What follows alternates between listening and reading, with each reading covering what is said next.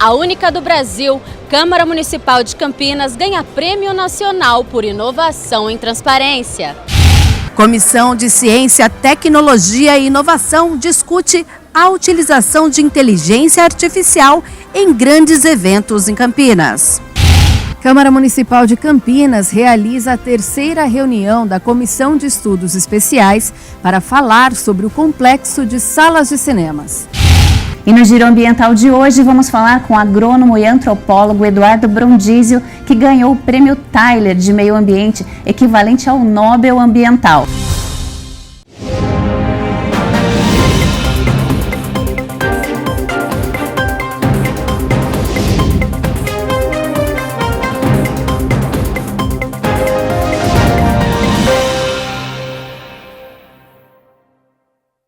Olá, boa tarde. Chegamos ao meio da semana, quarta-feira, 4 de junho de 2025. Começa agora o Jornal Câmara Notícia ao vivo. Meio-dia, mais 1 minuto. Muito obrigado pela sua companhia, pela sua audiência e participe. Vamos conversar pelo número do nosso WhatsApp.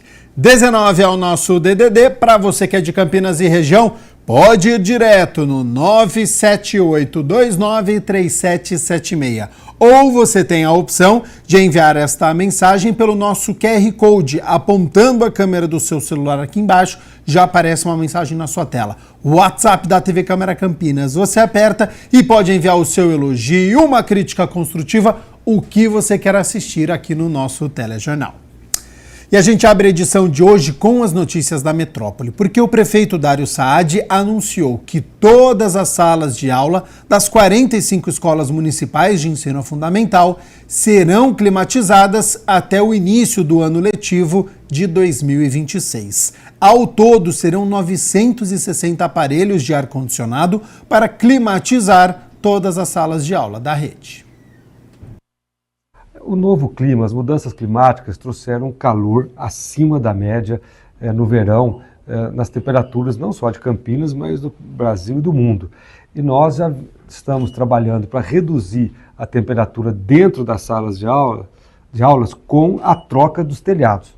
Infelizmente, aqui em Campinas, nós tínhamos ainda escolas com telhados de telha de fibrocimento e de amianto. Isso além de ser tóxico para a saúde, ambientalmente totalmente inadequado, ainda dava um desconforto térmico terrível para nossas crianças. Então nós já vínhamos trocando os telhados das escolas com telhas com isolamento termoacústico, que é chamadas telhas sanduíche, e agora vem a segunda etapa, que é a etapa da climatização. Primeiro, a troca do telhado, mesmo porque quando você troca esse telhado, você reduz muito a temperatura dentro da sala de aula e os aparelhos de ar-condicionado fazem mais efeito. Funciona melhor quando você já tem uma temperatura mais baixa. Colocar aparelho de ar-condicionado numa telha de fibrocimento ou numa telha puramente metálica, infelizmente o aparelho pode não ter o resultado que a gente gostaria na redução da temperatura. Então, isso vem numa sequência lógica após a troca dos telhados. Então, é uma iniciativa importante, visando o bem-estar, o conforto dos alunos, dos professores e, consequentemente, o aprendizado, garantir um aprendizado melhor para as nossas crianças. E neste mês de junho, a Prefeitura de Campinas vai abrir o processo de licitação para a contratação da empresa responsável pela compra e instalação de aparelhos de ar-condicionado nas escolas municipais. A expectativa é que a empresa vencedora seja definida até o mês de agosto. O investimento total vai ser de 26,6 milhões de reais, sendo 10,6 milhões de reais destinados à compra e instalação dos equipamentos e o restante para adequações na rede elétrica das unidades escolares. Bom, vamos com as notícias do Legislativo, porque um evento nacional reuniu instituições de todo o país para premiar ações que transformam as cidades. A Câmara de Campinas esteve lá e foi destaque. Na 12ª edição do Prêmio Inova Cidade, realizada durante a abertura do Congresso Smart City Business Brasil 2025 em São Paulo, a Câmara Municipal de Campinas foi o único poder legislativo do Brasil a ser premiado. O evento reuniu 64 organizações e destacou projetos que contribuem para cidades mais inteligentes, transparentes e humanizadas. A Câmara foi reconhecida pelo trabalho que elevou o índice de transparência para mais de 95% em apenas 2 anos. Essa premiação procura reconhecer, tanto do setor público quanto privado, as iniciativas de transparência, de aprimoramento dos processos, de eficiência na gestão pública.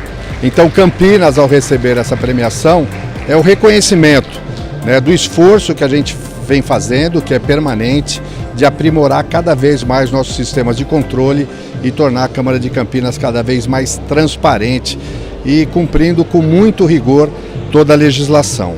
E eu quero dividir essa premiação com os técnicos da nossa Câmara, os servidores que são responsáveis para fazer de Campinas a melhor Câmara do Brasil. O projeto premiado foi desenvolvido sem custos adicionais, utilizando software livre e ações coordenadas entre diversos setores da casa. A iniciativa garantiu a conquista do selo Diamante do Programa Nacional de Transparência e transformou o portal da Câmara num referencial nacional de acesso à informação. Nós temos uma equipe muito engajada, multidisciplinar, que se esforçou muito para entregar esse resultado. E é com imensa alegria que estamos aqui nesse congresso de reconhecimento internacional para reafirmar o compromisso da Câmara técnico com a população, com a sociedade, e entregar o melhor resultado possível. E a equipe sente isso. A equipe quer sempre entregar um resultado de excelência e mostrar o valor que o serviço público tem no município de Campinas e a referência nacional que é. Para manter isso é continuar o trabalho de sempre, que assim foi difícil conseguir, mas permanecer com isso também tem que ser muito diligente no dia a dia, disponibilizando as informações para o controle social e sempre fiscalizando, acompanhando. É um projeto que a gente não quer deixar cair, não pode deixar a peteca cair, tem que seguir sempre como uma das melhores câmaras em transparência no Brasil. O reconhecimento foi destacado pela comissão julgadora do prêmio, que valorizou os impactos imensuráveis da ação. Também participaram do evento o presidente da IMA, Informática de Municípios Associados, e representantes de outras instituições que atuam na transformação digital das cidades. Isso mostra o quanto que Campinas tem importância no quesito tecnologia, no quesito cidades inteligentes. E a Câmara Municipal de Campinas ela é uma referência disso para o Brasil. A gente tem muito orgulho de tê-los como cliente da IMA. A gente tem um sistema das emendas parlamentares que poderia inclusive ser replicado pelo Brasil, e isso a Câmara Municipal de Campinas tem feito de forma muito positiva, e o prêmio é merecido justamente por esse motivo. Eu tenho certeza de uma coisa absoluta: a contribuição dada pelo projeto da Câmara de Campinas foi muito importante para as cidades e o conceito de cidade inteligente. Então essa análise é tida exatamente para que os casos selecionados fiquem como uma espécie de repositório e que possam ser copiados por outras iniciativas, por outras cidades, por outras câmaras, enfim. O objetivo é replicar o conhecimento, é um repositório de conhecimento. Então a gente homenageia aqueles que efetivamente merecem, por conta da contribuição social que dão.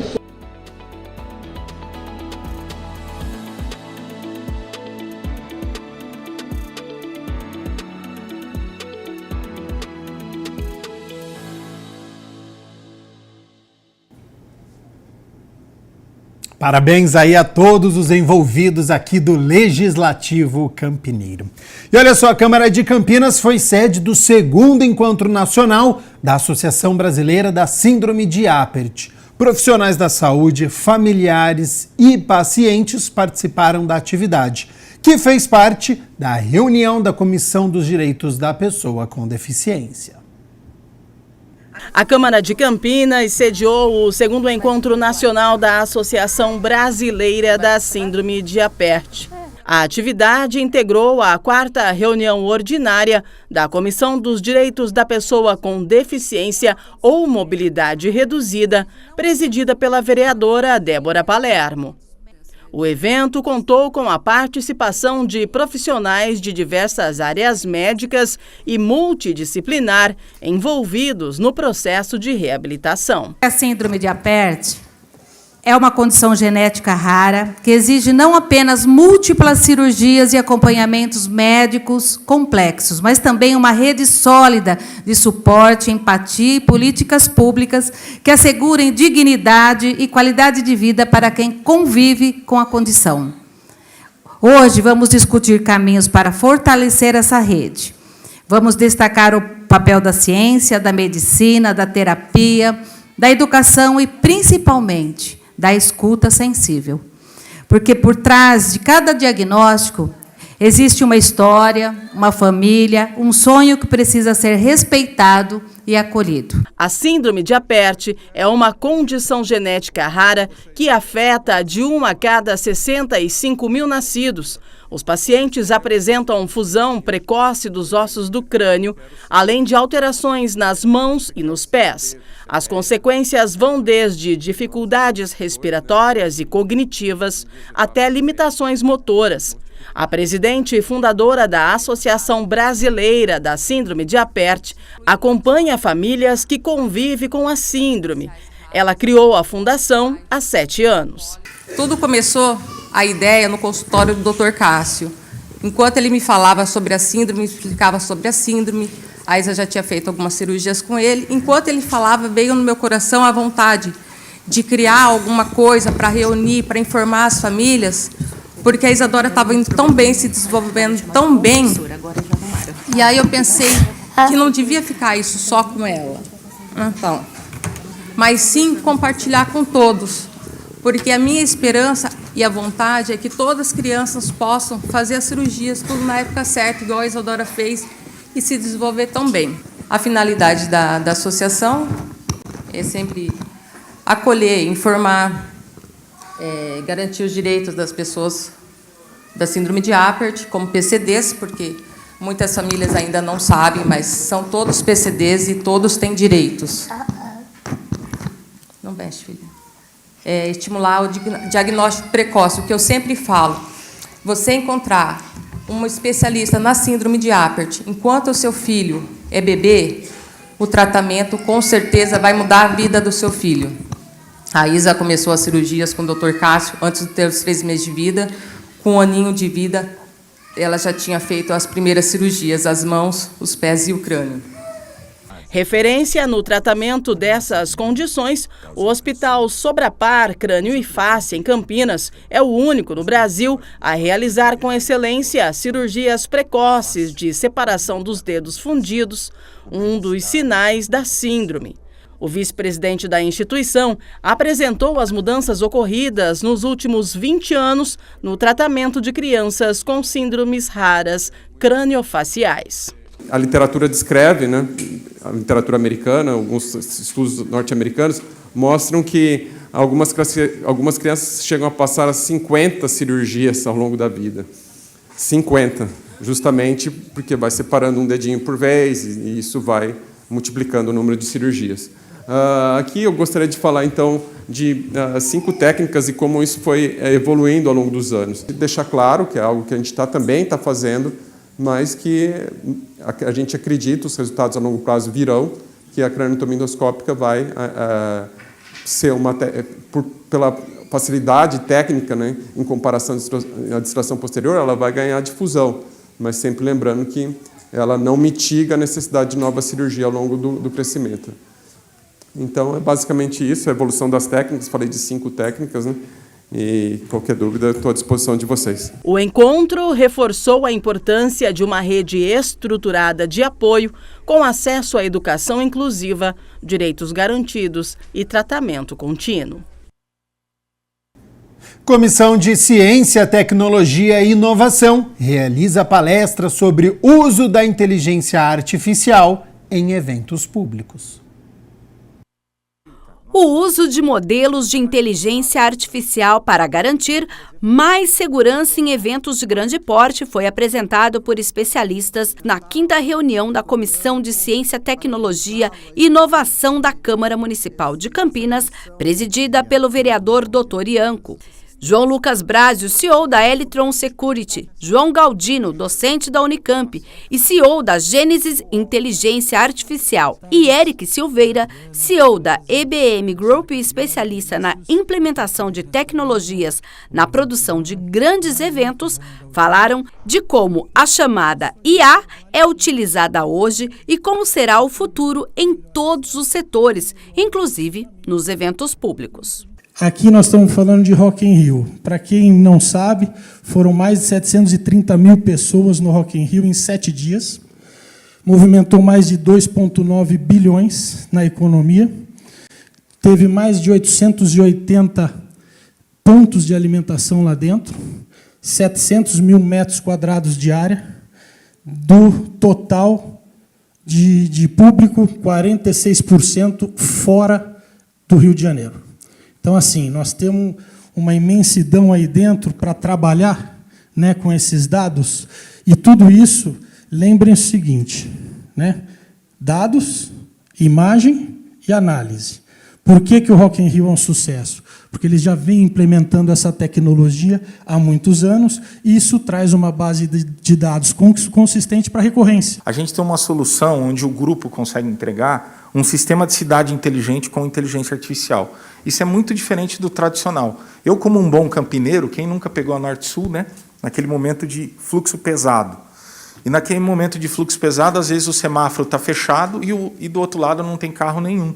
Então, uma IA gerenciando esse contexto, ela consegue liberar o fluxo. A nossa função sempre é detectar fragilidades, vulnerabilidades, para ajudar órgãos de governo e entes privados a se proteger antes, né, de sofrimento de qualquer tipo de ataque. A gente sabe que a gente vive hoje, basicamente, um cenário de guerra, né? O tempo inteiro são ataques e pessoas tentando adentrar esses sistemas para conseguir obter algum tipo de vantagem ilícita, algum tipo de controle que não era previsto. Acho que há menos de um ano atrás, a gente está vendo quebras de paradigma exponenciais na tecnologia. O encontro contou com representantes de secretarias municipais e autarquias, como do Desenvolvimento Econômico, da INDEC e também da Secretaria de Cultura, que falou dos grandes e mega eventos que contaram com a participação de milhares de pessoas. Para a gente conhecer essas tecnologias, enxergar como elas interligam com também o lazer e o entretenimento, né? É muito importante, porque hoje acho que é o maior desafio que a gente vive, é trazer as pessoas para os ambientes externos, porque a gente vive uma sociedade de muita introspecção, as pessoas muito conectadas nas suas telas. Então, é nosso papel da cultura gerar cidadania através das pessoas participarem dos eventos, mas elas querem participar desde que elas sintam um ambiente seguro, e eu acho que tecnologia ela é um caminho sem volta. Campinas, na semana passada, para quem não sabe, bateu 1 milhão de veículos aqui na cidade de Campinas. Então, nós temos vários desafios na cidade, né, na área da mobilidade urbana, e a inteligência artificial, com certeza, pode nos ajudar a melhorar cada vez mais a qualidade de vida das pessoas. Parabéns por essa iniciativa de trazer essa discussão hoje aqui na Câmara Municipal, com tantas pessoas interessadas no tema e que, de fato, é muito relevante. Ao final, o presidente da comissão, Dr. Ianco, reforçou a importância da Câmara discutir este tema, já pensando na Campinas do futuro. Mostra o interesse do nosso executivo, né, no que nós aqui na Câmara Legislativa estamos trabalhando arduamente para trazer o que tem de melhor para Campinas. Eu sempre falo que tecnologia é o futuro, nós não temos como fugir à tecnologia, mas a gente tem que integrar também a parte de segurança e aliar os diferentes setores junto de um ideal, né, próprio, que seria de melhorar e qualificar cada vez mais a cidade para os seus cidadãos. Eu sempre comento que Campinas é a cidade mais tecnológica do Brasil. Esse título a gente já tem, mas a gente tem que ser também a cidade mais inteligente do Brasil. E com essas tecnologias aliadas à segurança é muito importante para que a gente esteja sempre brilhando e à frente no nosso país.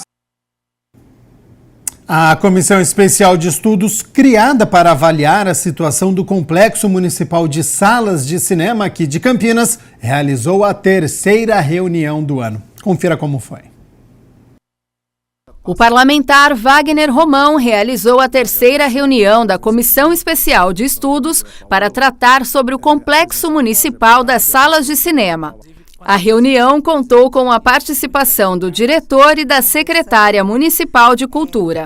Existe uma demanda, a gente conhece, mas muitas vezes eu acho que é nosso papel estar para o diálogo, mas também com o pé na realidade. Acho que parte do que o Gabriel comenta sobre a questão de servidores e tudo, acho que a gente tem que sempre ter um olhar muito realista, né? E avançar naquilo que é fundamental. Quando a gente pensa a rede de cinema da cidade, né, a gente tem um debate muito intenso, inclusive com as pessoas que estão aqui presentes, que são muito qualificadas, que acho que, a princípio, dá para a gente pensar que aqui seria mais adequado até uma roda do que uma mesa, porque todo mundo que está presente aqui é muito qualificado, tem muito a contribuir. O desenvolvimento do audiovisual e o direito ao acesso foi pontuado pelo público. Mas a primeira coisa de tudo é lembrar que quando a gente está falando desse desenvolvimento do audiovisual, dessa capacidade toda da circulação, da exibição, de ver nossos filmes, a gente está não só falando para o setor que produz o audiovisual, né? A gente está falando para toda a sociedade e o direito de ter a fruição e o acesso a conteúdos audiovisuais. Não só da própria cidade, que é fundamental, porque frequentemente obras regionais, assim, quer dizer, nos seus locais não são vistas. Muitos filmes, né? É mais fácil ver o filme do Júlio em Cannes do que em Campinas. Um diretor de cinema alertou sobre questões técnicas que devem ser consideradas na construção das salas de cinema. Existe no mundo um padrão técnico que determina o que é e o que não é uma sala de cinema. Eu acho que é importante a gente estar atento a isso, porque se a gente está usando essa linguagem, vamos discutir a criação de uma sala de cinema, a gente tem que ter consciência desses padrões técnicos, que é o que determina. Porque quando a gente faz um filme, a gente vai lá e calibra a cor do nosso filme para os padrões técnicos dos projetores de cinema que existem no mundo. A segunda coisa que eu também sempre falo é: o cinema não é só a questão técnica, né? O cinema envolve a programação, envolve a curadoria, envolve os filmes que vão estar em cartaz, enfim, às vezes o custo de produção dessa programação é maior do que da manutenção técnica. É muito difícil você manter uma sala de cinema funcionando 5, 6, 7 dias por semana, com 3, 4 sessões por dia. Então, quando for pensar nisso, tem que pensar no aspecto técnico da sala, mas também tem que pensar no aspecto da programação. Para o parlamentar, a reunião reforça a comunicação com o Executivo Municipal em busca do desenvolvimento das produções cinematográficas de Campinas, bem como a exibição dessas obras. A gente tem aqui pensado em alternativas para pensar formas de fortalecer a exibição de filmes, a possibilidade da fruição do que é produzido aqui em Campinas e fora daqui, claro. E a gente está tentando um pouco mapear isso, né? Como é que o Poder Executivo tem pensado isso e como também a sociedade civil que esteve aqui presente pode colaborar. Um pouco, acho que a busca é a gente conseguir aliar o fortalecimento da exibição técnica, ou seja, de salas do que aqui foi chamado de salas de cinema, ou seja, em que a gente possa realmente fruir aquilo que foi produzido pensando-se em cinema, em perfeitas condições de exibição, com aquilo que é possível, tanto de modo orçamentário, como também em experiências que acontecem pela cidade, seja em escolas, seja em CEL, seja em espaços que a sociedade civil também mantém, né? 12:00 mais 23 minutos. Muito obrigado pela sua companhia, pela sua audiência. Estamos ao vivo nesta quarta-feira. A gente segue aqui com as notícias do Legislativo e olha só, site aberto, hein? campinas.sp.leg.br. Você está vendo aqui na sua tela uma reportagem que nós exibimos. A Câmara de Campinas venceu o prêmio Inova Cidade com o projeto de transparência pública e controle social, conquista do selo Diamante, né? A Luana Galiza, nossa repórter, foi a São Paulo e contou a história pra gente. E olha só, como hoje é quarta-feira, hoje é dia de reunião ordinária, a 34ª do ano. Nós teremos 6 projetos que os vereadores vão discutir discutir e votar. Entre eles tem um projeto de lei complementar de autoria do Poder Executivo, portanto da Prefeitura, que propõe doação de um terreno público localizado no bairro Nova Campinas à Arquidiocese de Campinas. É uma área que já abriga a atual Igreja Santa Rita de Cássia e teve a descrição, então, atualizada. É uma proposta que estabelece um prazo de até 5 anos para que o uso da área esteja regularizado de acordo com a finalidade religiosa, sob pena de reversão do imóvel ao município. De acordo com a Prefeitura, essa adequação se faz necessária para refletir com precisão o espaço atualmente ocupado pela igreja. Para você ficar muito bem informado, é só acessar aí no seu computador, no seu celular, campinas.sp.leg.br. Pode conferir a pauta de hoje completa da 34ª reunião ordinária e também as outras reportagens no nosso site para você ficar muito bem informado sobre o que acontece aqui na Câmara Municipal de Campinas. E olha só, o vereador Eduardo Magoga protocolou um projeto de lei para garantir a ampla divulgação sobre a neurofibromatose na rede pública aqui de Campinas. Para se tornar lei, este projeto deve ser aprovado em 2 votações no plenário aqui da Câmara e posteriormente sancionado pelo prefeito. Pessoas com o diagnóstico da neurofibromatose, também conhecida como síndrome de von Recklinghausen, são consideradas pessoas com deficiência conforme a Lei Brasileira de Inclusão. Devido à gravidade da doença, o vereador Eduardo Magoga é o autor do projeto de lei protocolado na Câmara de Campinas, que pretende ampliar o conhecimento da população sobre a síndrome. É um projeto que traz uma importância na vida dessas pessoas, porque nós vamos falar de divulgação. E quanto maior for a divulgação, mais a gente consegue diagnosticar quando ainda é só o começo da doença. O pessoal conhece como neurofibromatose, mas também como Recklinghausen. É pouco divulgado as informações pertinentes para que essas pessoas possam providenciar os cuidados à saúde dela, uma vez que é uma doença que ela não é reversível. Então precisa do quanto antes essas informações chegarem a este público para que o município e o município através de convênios possa atender essas famílias. Para Eduardo Magoga, a informação sobre os sintomas e o impacto da doença na vida dos portadores deve estar disponível aos munícipes na rede pública de saúde, além da capacitação e reciclagem dos profissionais do SUS, para a garantia do diagnóstico correto. Bom, geralmente os informativos, cartazes ajudam bastante, mas também o médico no centro de saúde, os enfermeiros, como por exemplo no cuidado de detectar uma mancha no corpo, porque para quem não conhece essa doença, ela é um monte de tumores pequenininho que às vezes aparece no corpo, parece umas verrugas grandes, e isso se dá através dessas manchas, que aparecem as manchas primeiro e depois vai se transformando em alguns tumores. Tem os tumores exteriores e os interiores, então tem pessoas que convivem com isso no corpo anos e anos, mas só que tem pessoas que não têm a mesma sorte, pode desenvolver um tumor numa parte muito importante, num órgão importante, e isso vinha afetar a vida e a saúde dela naquele momento. O diagnóstico precoce salva vidas e evita sequelas, possibilitando mais qualidade de vida aos portadores da síndrome. Quero até deixar um testemunho aqui registrado. Quando eu estava conversando desse projeto no gabinete, tinha um convidado. E esse convidado, ele conversando com a gente, falou que no grupo dele tinha uma pessoa que tinha amputado a perna. E aí ele conversando, mas eu não sabia que essa doença era por conta daqueles carocinhos na pele. Ele que estava junto no gabinete não sabia que ali se tratava de uma Recklinghausen, né? A neurofibromatose.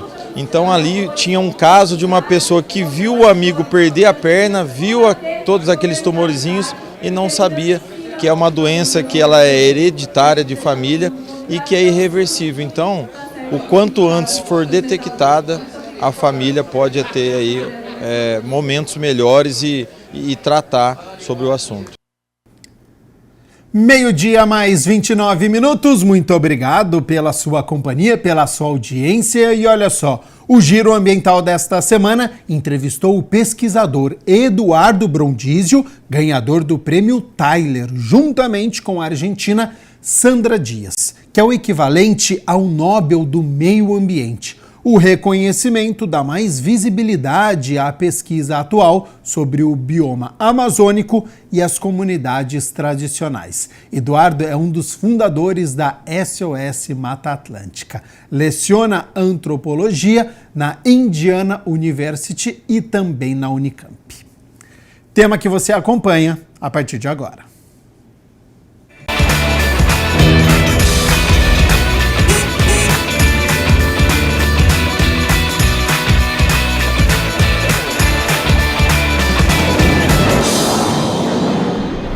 E no Giro Ambiental de hoje vamos falar com o agrônomo e antropólogo Eduardo Brondizio, que há mais de 3 décadas se dedica ao estudo do comportamento humano com o meio ambiente, principalmente nas regiões amazônicas. E esse trabalho é tão relevante que em abril deste ano o Eduardo recebeu o Prêmio Tyler, que é equivalente ao Nobel do Meio Ambiente, e ele mora em Indiana, leciona lá, e recebeu o nosso convite, aceitou participar aqui do Giro. Eu quero começar agradecendo demais por esse tempo aqui com a gente, Eduardo.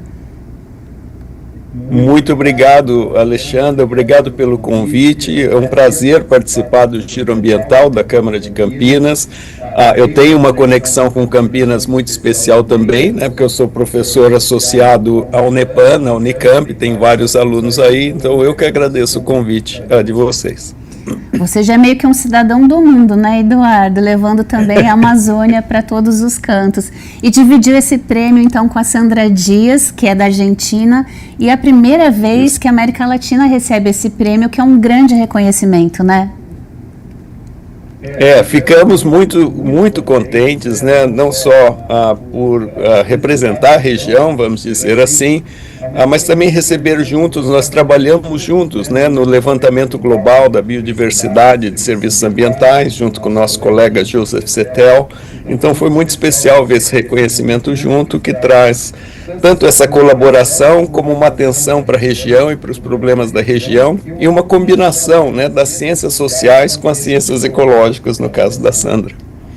Que é um olhar assim fundamental, que a gente precisa interiorizar que nós somos parte do meio, né? A gente fala meio ambiente, mas o homem é parte disso tudo, e às vezes parece que a gente fragmenta um pouco isso, não é? Exatamente, eu acho que essa é uma das mensagens desse prêmio. Tanto a Sandra como eu, a gente tem trabalhado para mostrar essa interdependência, né? Nós somos completamente dependentes da natureza, apesar da nossa história, né, de se ver separados e autônomos do que a natureza provê. E nós dois, no caso, temos trabalhado para mostrar essa interdependência, e isso foi uma das mensagens né, eu acho que dessa premiação, realmente realçar que aí estamos interdependentes e cada vez mais precisando reconhecer para poder cuidar, né, da natureza que nos sustenta. É um corpo só, né? E Eduardo, você foi um dos fundadores da SOS Mata Atlântica, que é super respeitada, tem um trabalho muito consolidado e fez o primeiro levantamento da Mata Atlântica, né, que é usado como referência até hoje. Eu queria saber quando foi que você despertou como agrônomo e depois como antropólogo para a necessidade de olhar para esse bioma. Obrigado por essa pergunta, né? Porque isso aconteceu nos anos 80, eu passei a trabalhar na Amazônia, né, no final dos anos 80, mas essa foi uma parte muito especial da minha trajetória. Eu acho que da trajetória de todo o movimento ambientalista, das ciências ambientais no Brasil naquele momento. A SOS Mata Atlântica foi um esforço de muitas pessoas, né, de reunir a atenção em torno desse bioma, né, um dos mais biodiversos do mundo e um dos biomas onde nós mais dependemos, seja em Campinas, seja em São Paulo, em São José dos Campos, né, e que estava num momento crítico, né, de uma transição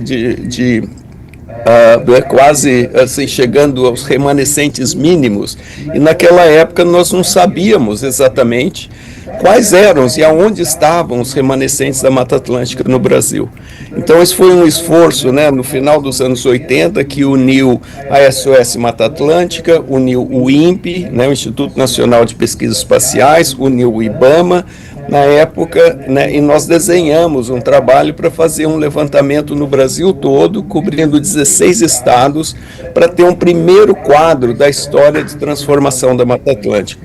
Então, me sinto muito orgulhoso de ter sido parte daquele trabalho e também de ter dado um encaminhamento para a continuação desse trabalho. Então, o Atlas da Mata Atlântica, que foi apresentado em 1990, que deu esse quadro geral da região, ele daí serviu de base, de referência para monitoramentos, né, e novos levantamentos que vem sendo feito a cada 5 anos. Então virou um instrumento central da política ambiental ao redor de toda a Mata Atlântica no Brasil. Então, realmente é um trabalho que a gente tem muito orgulho, mas é importante lembrar que é um trabalho também com muitas mãos, né, e muitos esforços de muita gente que o fez acontecer e está vivo até hoje.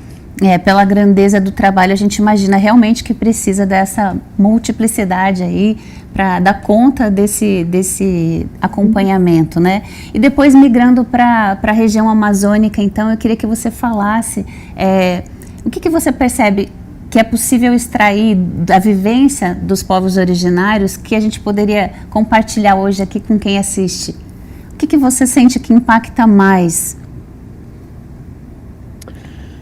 Olha, se a gente pensar na Amazônia, que é hoje, que a gente conhece hoje, que a gente valoriza pela sua diversidade, né? A biodiversidade, a diversidade de recursos, de produtos, nós não podemos deixar de pensar que isso é um produto da relação das populações indígenas com a região nos últimos 13 mil anos, né? Então, a Amazônia, a gente ainda costuma ter um imaginário da região que é aquela natureza intocada, né? Aquela natureza separada, mas a Amazônia que está aí hoje, ela é produto do manejo, do conhecimento e do cuidado de populações indígenas ao longo de milhares de anos, né? Eu estou aqui na frente de uma paisagem onde se tem agroflorestas de açaí, parece uma mata, né, mas são agroflorestas de açaí. Isso é um exemplo de um sistema de produção e de um conhecimento que tem suas origens, né, nas populações indígenas da região, que fazem uma agricultura florestal altamente produtiva, né, e isso é só um exemplo de dezenas de cultivos agrícolas, de plantas domesticadas na região, que hoje são importantes no mundo inteiro.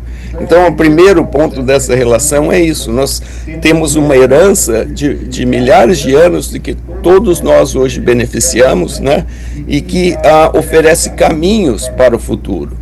O outro aspecto é a proteção territorial e a proteção dessa natureza. Principalmente nos últimos 50 anos, né, você tem esse avanço das fronteiras agrícolas e extrativas na região, que vem, na verdade, destruindo boa parte desse patrimônio, e onde a gente vê a resistência, vamos dizer, né, a esses avanços, são nas terras indígenas, são nas áreas de comunidades tradicionais que têm mantido um manejo da floresta, uma produção com a floresta em pé e, ao mesmo tempo, resistindo às economias que avançam. Hoje, as populações indígenas, para chegar no momento atual, que eu acho que é importante falar, elas estão enfrentando pressões enormes, né? A região, a maior parte do desmatamento na região, ela é feita de maneira ilegal, com apropriação de terra pública ou apropriação de terra de populações locais. O crime organizado, a economia ilegal tem avançado por toda a região. Então, é importante a gente lembrar do papel dessas populações, do papel milenar dessas populações de criar essa biodiversidade que a gente tem hoje e do papel recente, né, de oferecer uma alternativa para o desenvolvimento da região, mas também de estar ali na linha de frente, protegendo a biodiversidade, as águas, né, a todos os ecossistemas amazônicos, do avanço das economias ilegais, do desmatamento ilegal, enfim. Eu tentei aqui falar um pouco que essa é uma relação que vem de milhares de anos, mas que está aí viva hoje, e nós precisamos lembrar dessas contribuições das populações indígenas, das comunidades locais, porque elas estão na linha de frente tentando proteger um ecossistema que nós todos beneficiamos, né, em todo o continente, e também porque tem uma influência a nível global. Ou seja, é um modelo que já existe, que funciona, que dá certo, né? Que ele transforma a economia sem a deterioração do meio ambiente, e mesmo assim a gente ainda vira e mexe, acaba tendo as discussões do plantio de cana na Amazônia Legal, da extração de petróleo. É claro que isso teria toda uma contrapartida dos órgãos ambientais para que as coisas acontecessem de uma forma correta, mas a gente nem tem a fiscalização suficiente hoje para, de repente, pensar nesses manejos grandiosos que impactariam, sim, o modo de viver na floresta, né? É muito importante chamar atenção para isso, né? A gente vive numa encruzilhada hoje em relação à Amazônia. A degradação ambiental avançou muito rapidamente nos últimos 30 anos e tem rompido ciclos vitais do ecossistema da Amazônia, como é, por exemplo, a bomba d'água que a região funciona, né? Em reciclar sua água para alimentar a sua própria floresta, mas também para alimentar as chuvas que alimentam o resto do continente, né? Então nós estamos nesse momento onde o ecossistema está chegando num ponto de ruptura, ao mesmo tempo em que várias atividades que têm mostrado um caminho diferente, que têm trazido uma bioeconomia mais sustentável, estão também enfrentando muitas dificuldades, né? Então, hoje é um momento fundamental, né, de repensar o modelo de desenvolvimento da Amazônia, restaurar partes da região, restaurar o funcionamento dos ecossistemas e, ao mesmo tempo, dar apoio para aquelas populações que estão protegendo, que estão produzindo, muitas vezes invisíveis. Acho que é importante lembrar que, né, tem uma economia na região que sustenta as cidades, que sustenta mercados nacionais e globais, como é a economia do açaí, que está aqui atrás, e de muitos outros produtos, que precisam de apoio, né, para avançarem, para mostrarem que são uma alternativa econômica para a região. As soluções estão lá, mas elas precisam ser apoiadas, né, e precisam serem apoiadas para poder se suceder, para poder manter as pessoas, né, nas áreas indígenas, nas zonas rurais, melhorando as condições onde elas vivem, né? Então é um momento muito importante para atuar na área ambiental, atuar na área social e econômica, dar apoio para aquelas atividades que estão funcionando na região, né, e repensar a nossa relação com a região. A Amazônia influencia a vida de todo mundo, por isso é uma responsabilidade de todo mundo, né, ter um cuidado é o cuidado que a região precisa hoje. É muito importante falas como a sua, Eduardo, porque você é um pesquisador, está há 30 anos voltado com esse olhar, indo a loco, né? Você leva seus alunos, vocês fazem pesquisas, é um brasileiro, porque acaba que algumas coisas se politizam no sentido negativo, não é uma politização profunda de pesquisa, de discussão, e acaba criando um discurso paralelo de que a Amazônia tem que ser explorada, que outros países têm esse olhar para com a Amazônia e a gente tem que explorar também. Só que como explorar é muito importante que a gente sempre observe isso e ouvindo sempre as populações que já estão lá, né? Como você disse, há milhares de anos. Uhum. Exatamente, eu acho que nos últimos 50, 60 anos, né, foi implantada uma visão para desenvolver a região muito voltado para ver a região como uma área de extração de benefícios para o resto do país ou para outras regiões, usando modelos que também tiveram, né, seus impactos, como na Mata Atlântica, que a gente estava falando agora, exportando esse mesmo modelo para a região como se fosse funcionar lá. Infelizmente, hoje nós temos, né, áreas enormes, 80% da área desmatada na região são áreas de pasto. A maior parte dessas pastagens são de baixa produtividade, né? Então você tem um modelo que tem sido criado degradação ambiental e desigualdade social, é preciso dizer, a região é a mais desigual, a mais violenta do Brasil hoje, né? Então é um modelo que tem deixado impacto ambiental e também deixado impacto social.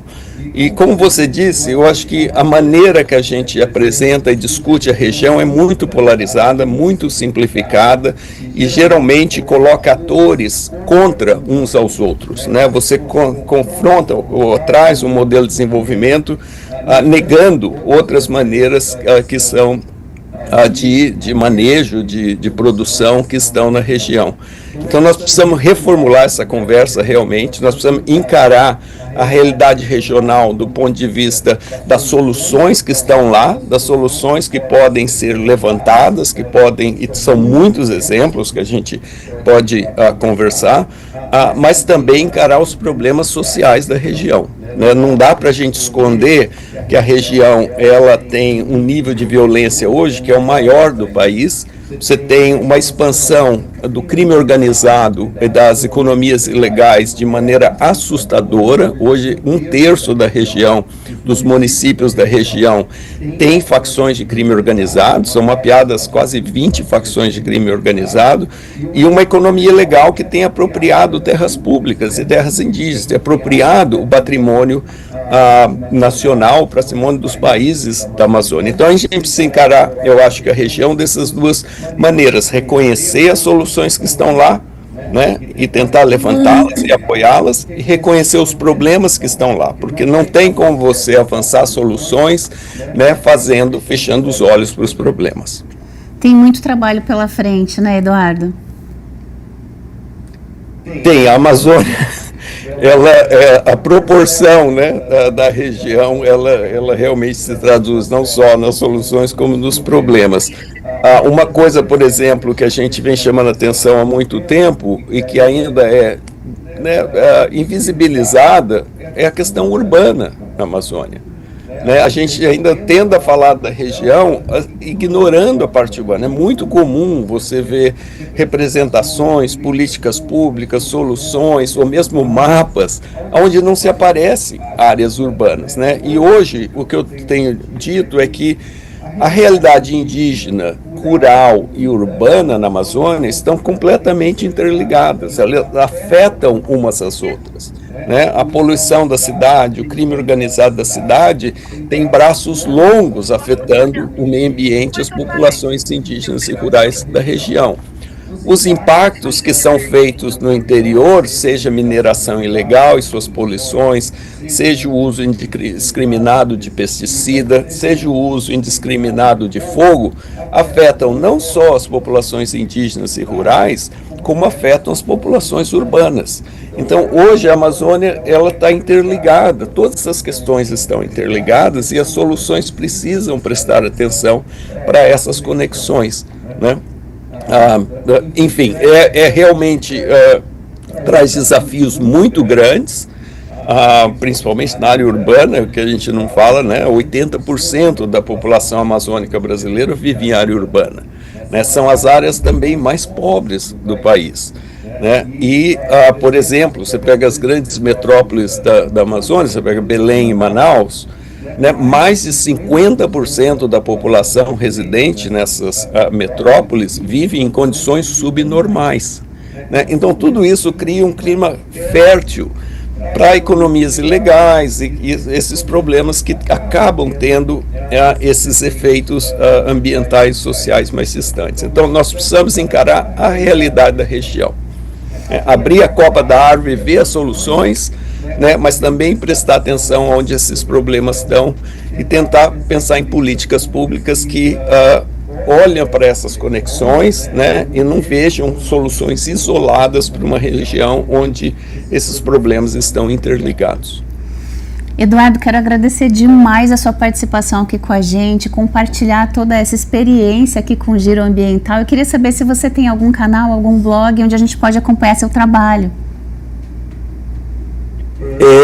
Isso é interessante porque eu não tenho mídia social. Eu acho que a maneira de acompanhar o que a gente tenta mostrar é através, né, de publicações, de palestras, e várias formas de trabalho lá no chão, direto com as comunidades, de várias formas de mostrar esse trabalho. Mas eu não tenho mídia social. Olha aqui pra mim. Não limpa a boca na roupa não, tá? Agora, tem, por exemplo, um lugar onde eu tenho muitos dos meus trabalhos disponíveis, é uma página que chama ResearchGate.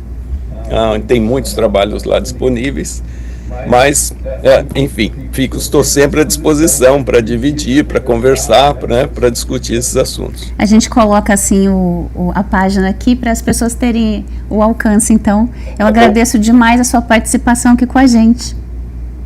Muito obrigado, Alexandra. Assuntos que a gente poderia falar por horas, eu agradeço muito da maneira também que você conduziu, das perguntas que você trouxe. Muito obrigada. E para você que nos assiste, eu agradeço demais a companhia. E na quarta-feira que vem, a gente volta com mais um Giro Ambiental.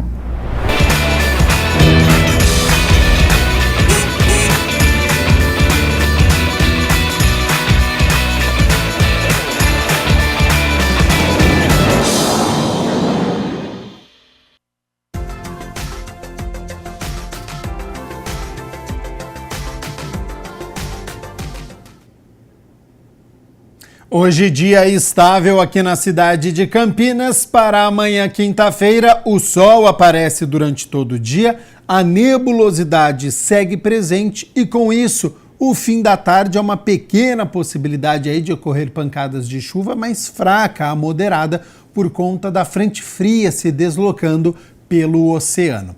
Vamos às temperaturas, porque elas já estão aqui na minha tela. Para amanhã, quinta-feira, então, 5 de junho, mínima de 17 graus, nada daquela friaca, aquele frio mais intenso. Ao longo do dia, essa temperatura sobe, podendo chegar aos 27 graus aqui na cidade de Campinas. O Jornal Câmara Notícia fica por aqui. Muito obrigado pela sua companhia, pela sua audiência. Lembrando que hoje é quarta-feira, a partir das 6 horas da tarde, acontece a 34ª reunião ordinária com as discussões e votações dos 6 projetos. Amanhã a gente repercute aqui no jornal sobre essas votações. Eu volto então nesta quinta-feira ao meio-dia. Até lá. Tchau, tchau.